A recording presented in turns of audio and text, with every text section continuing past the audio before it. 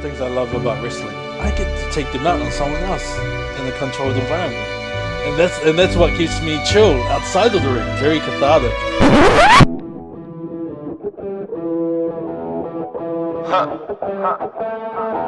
Welcome to Forever, man. Let's go. Come on. This forever. No surrender. Yeah. You know that this right here forever. And there will be no surrender. Now allow me to reintroduce myself. They call me. Definitely the biggest challenge with trying to find a career in this field is the fact that I had no clue how to make that happen. Comics, and I guess art in general, but comics is like one of those things where there's so many different ways to break in. There's no real kind of defined pathway where you go, if you go here, do this, do that, you get a career in comics. I was like, I just want to draw comics. I don't know how to make that happen, right? So, but I'm just gonna try, really. And I know, like in high school, I remember jokingly putting in the guidance counselors, in the career counselors box, you know, because she was like, oh, if you have any ideas of what you want to be for as a career, you know, just put it in her suggestion box outside the office, and then she'll see what she wants to do. So I was like jokingly went comic artist, and put it in there, and then I got a call, and she had arranged a tour of freelance animation school, because I think she thought, okay, that would be the thing. And I was like, oh, cool, sweet. So I checked out animation school, and it was cool, but I felt like it wasn't for me, because animation, though it has a lot in common with comics, is a different kind of mindset, different kind of discipline, and it just didn't connect with me. And I was like, oh no, that's not what I want to do. I want to draw comics, not animation. And so I was actually really appreciative that she actually organized that, but it didn't really spark that same desire in me. And I remember being in an art class in 7th form, and my art teacher was like, and she was really awesome. She was really supportive of my stuff, even though like I annoyed them because I was too busy trying to draw like how I wanted to rather than how they wanted me to. You know, that whole, you know, how, here is this artist. Today we're gonna draw like them, and I was like, I don't like that. I want to draw like this. And then so it wasn't like I was disruptive or combative. It was just like I was stubborn, and like, you know, and some of the teachers liked me, but they knew that, you know, I could be a little difficult sometimes in terms of my mindset. But my art teacher goes, oh, what are your plans for after school?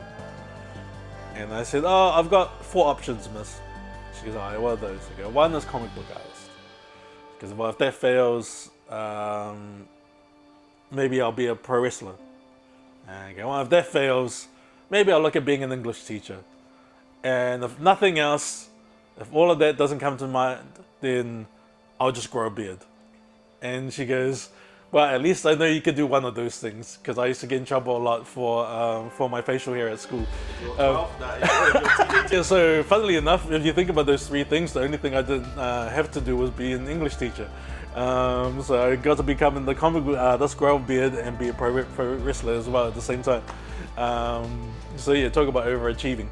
But it was just one of those things that I just had to do. Like that's, or it's not like I had to do, but I knew I owed it to myself to give it my best shot. So, you know, growing up in South Auckland, being a Samoan comic creator, you know, it's one of those things where you're lonely. You know, again, you're occupying a space on your own. And one of the things I enjoy about being in the positions I'm in is sharing my story, hopefully to inspire the next generation of not just artists, but any brown kid from South Auckland or anywhere who has a dream that's different, that isn't exactly the usual Polynesian diaspora dream, the immigrant dream. give them a sense that you can do it. That it is possible. And for me, like, if there's something that you love to do so much, you owe it to yourself to give it your best shot. And so that's usually my motivation for doing a lot of the school visits, like Duffy Books and Homes. I try and be the difference I want to see in the world. I try and be the person I wished I had as a kid to let me know it was okay to do this weird. And in terms of advice for any creators out there watching this, unfortunately, there's no magic tricks. There's no shortcuts. You just gotta do the work. Like, do the work and don't be a dick. And that's all you need for success. Just to do the work and don't be a dick. And man, how many times have you seen people not adhere to that second part? Like, that's the easiest shit, is to not be a dick, but people still be a dick. And like, in terms of what I've done, that's my mantra. Like, I have those moments where I was like, oh, I don't feel like drawing, or I don't like drawing today. But I always take a step back and understand that I could be doing a million worse things for money than drawing.